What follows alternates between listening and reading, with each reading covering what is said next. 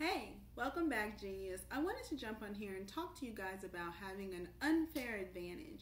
I think that anytime we have an opportunity to really find some innovation or create something new in our industry, that's something that we definitely want to jump on top of and make the most of, right? So I always work with realtors and real estate professionals, and I think one of the things that real estate professionals are very good at is sales, right? And being able to look and see when there's an empty space in the market and there's an availability for their clients and customers or people in their community or people that they're around to get more out of their relationship with them. So I thought I would make a video on some of the really dynamic things that I've come across working with high net worth and luxury real estate professionals as far as their income. So you may know or may not know that real estate is one of these industries that is nearly gender neutral. Men and women have very competitive income rates, which is very attractive. It allows for you to have a very flexible lifestyle. You're able to work generally on your own hours. Of course, real estate professionals know that means that you're working on Saturdays, you're working on holidays, you're working when everyone else is kind of on break. That's when you're working because that's their time that they're with their friends and family, and they have availability to go on go-sees and going to see homes and things of that nature. So one of the other things that real estate professionals have as an advantage is that they have the ability to see outside the box.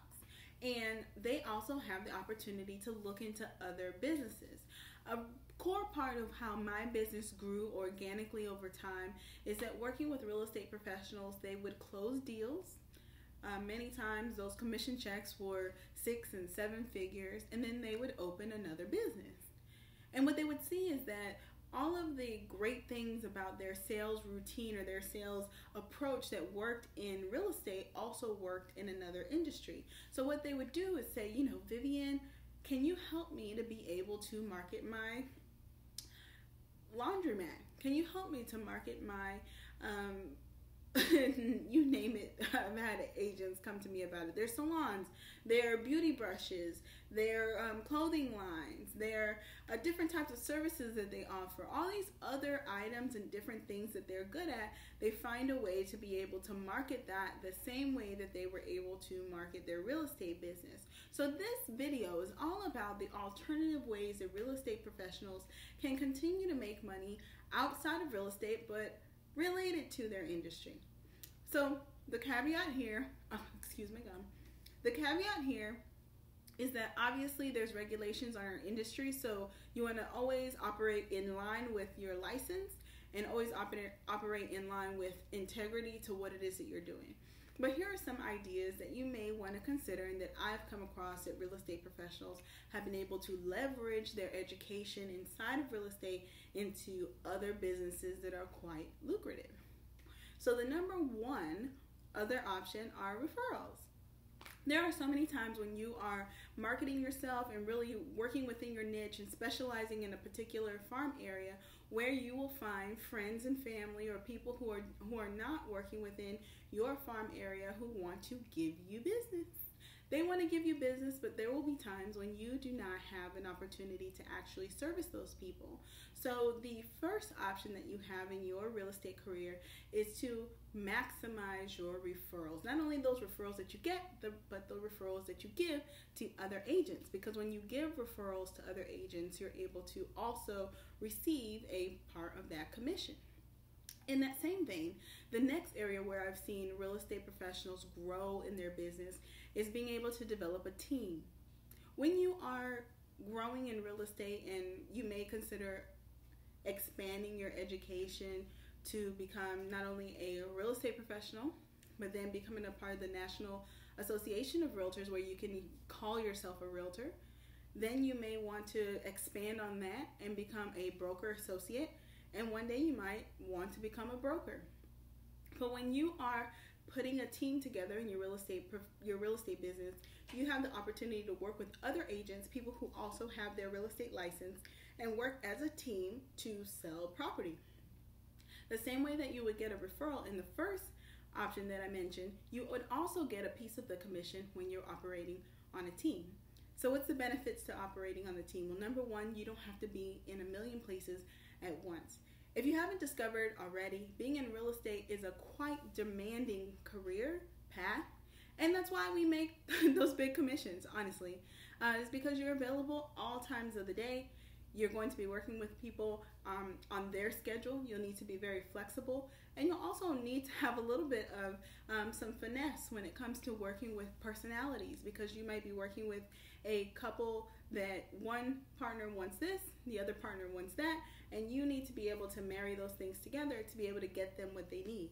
You'll also need to be working with the other seller or buyer on the other end of that deal, and being able to negotiate those things not only with the other realtor, but through the eyes of the people who own the property that you want to get. So it takes a lot of finesse and working with personalities to be successful, but that finesse and your ability to work with different personalities is the same reason why you will find success working on a team. So I talked about referrals, I talked about working on a team. Something else that you may or may not have considered is that when you are successful in the real estate business, you have an opportunity to become a manager at one of the larger brokerages.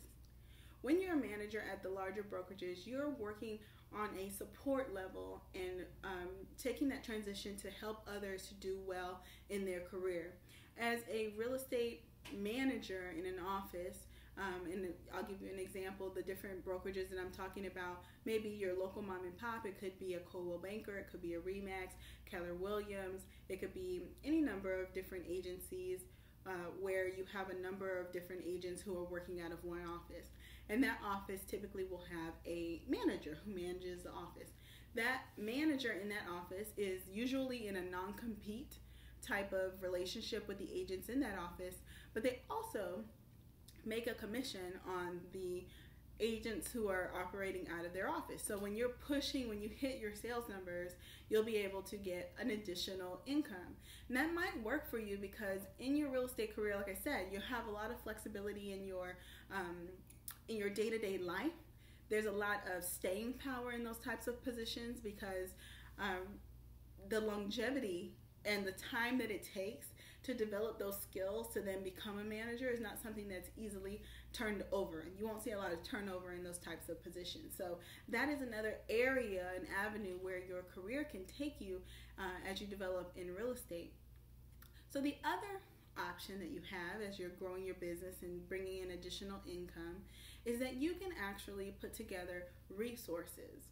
So those resources are things that you find as a real estate professional that other people need. And that's kind of what my business is that yes, I have my real estate license because I operate in South Florida because I need to know what's going on in the market and I want to make sure that I'm up to date on things. But the types of services that my business offers are we run through all of the admin for sales campaigns, we create postcards, we make sure that all the graphics and things are ready and available. We do all of that kind of back end work that I know from working in the corporate environment with real estate that every agent needs.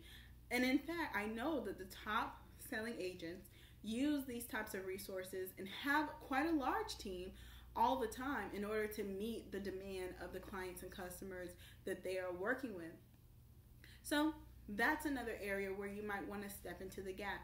You'll find a number of different professionals who have once been in real estate who have turned that experience into a business. Like we may or you may not know the guys from Dotloop. Dotloop is a e-signature service, and it's a service where when you have a contract, you're able to, from anywhere in the world, as long as you have internet, you're able to sign the contract, send it to the other person, have them sign the contract, and then it comes back to them, and everyone gets a copy of that contract. So developing a tool like that is something that came out of being in the trenches, working with the field and making sure and seeing those areas where there's a gap. So as you're in real estate and growing in your career, you're finding that, hey, I'm seeing the same issue coming up over and over again, or I'm seeing a area of need in the marketplace.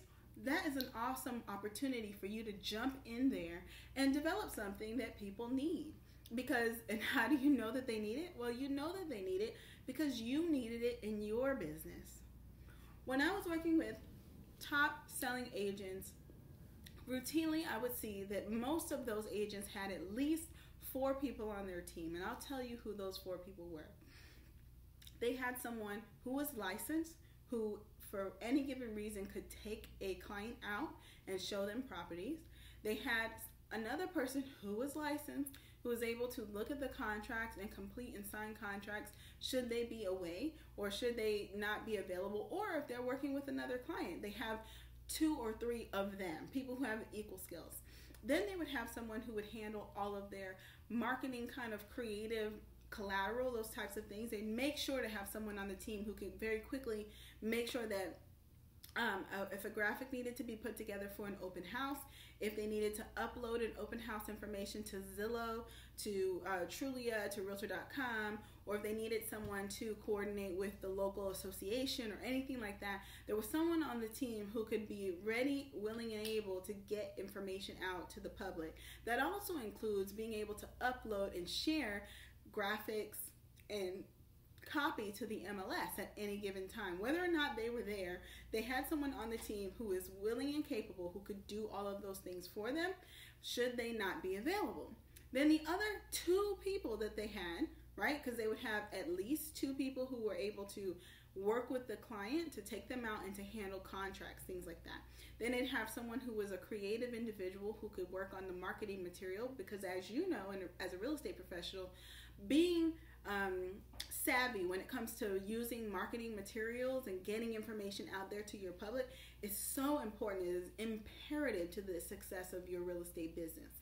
So they would have those 3, right? And then the last person that they would have, if I'm honest, they really had like 2 or maybe sometimes 4 of these people, were administrators, people who could pick up the phone, make not necessarily cold calls for them, but definitely be available to make follow-up calls, or to be very strategic and proactive in getting their message out there, following up on postcards that they've mailed out, following up on meetings that they had, looking for people who may want to be able to do business. You may operate in a particular area where it has a very strong school district, and you know that a number of the people that you're going to do business with are looking for a community feel where they can get some really great education for their children. And you may or may not be a parent who has a child in that same school district. But what you can do is make sure that you are active in all the different areas there and reach out to their PTA. Why can't you? You can do that.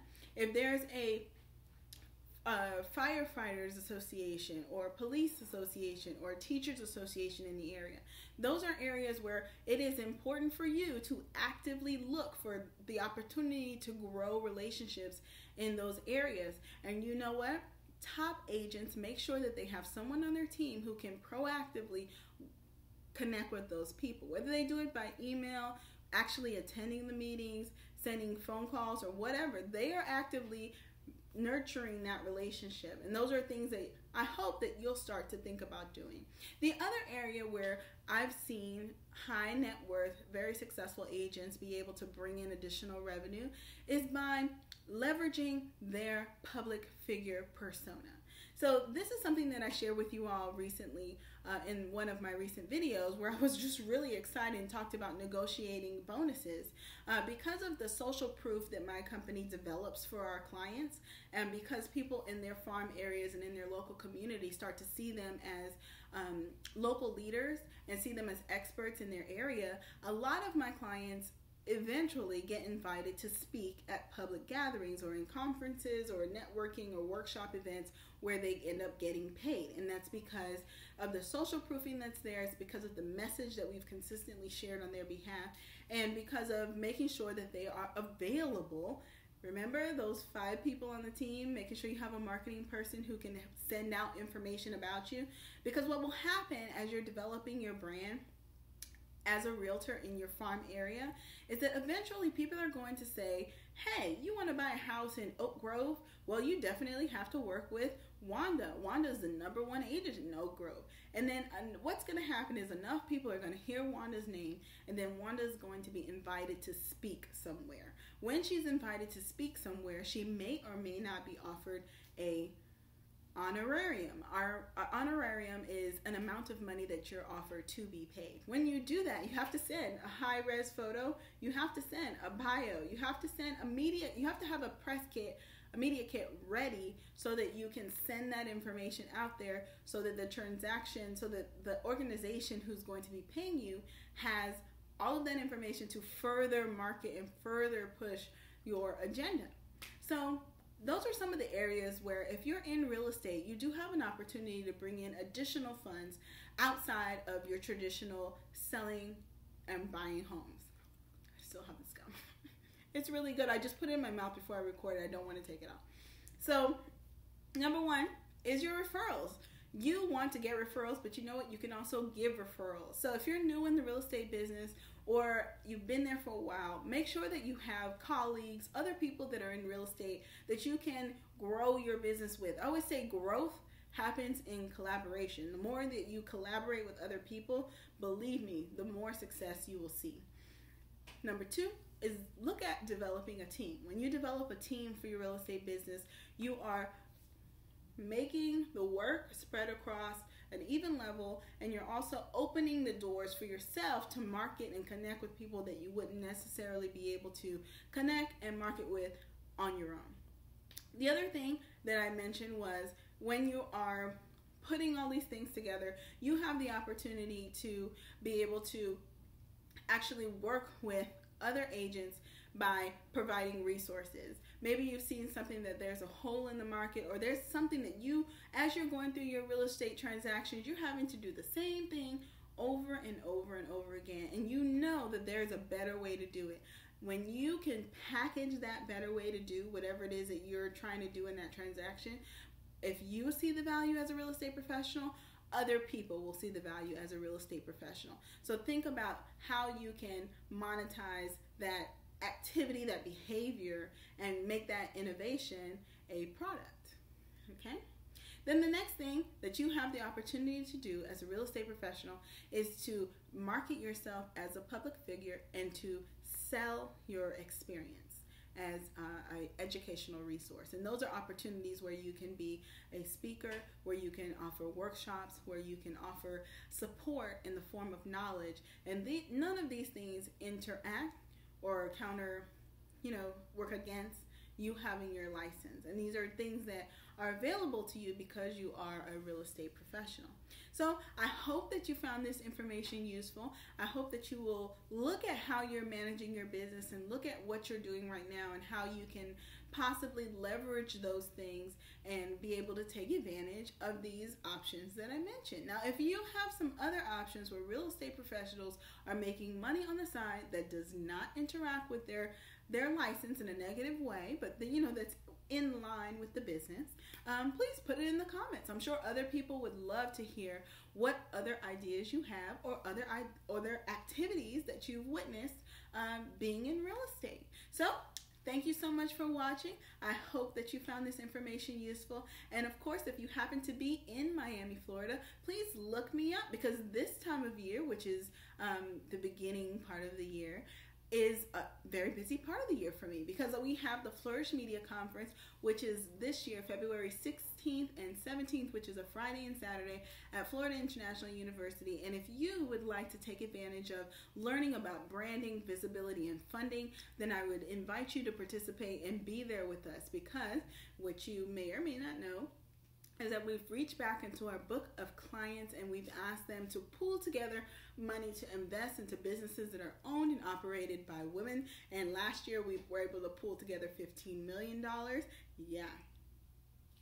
I'll say it again just in case you didn't hear me.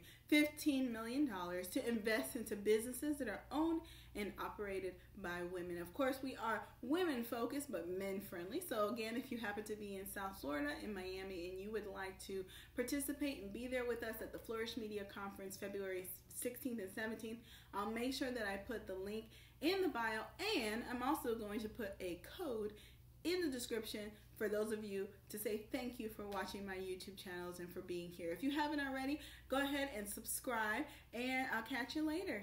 Go forth and flourish.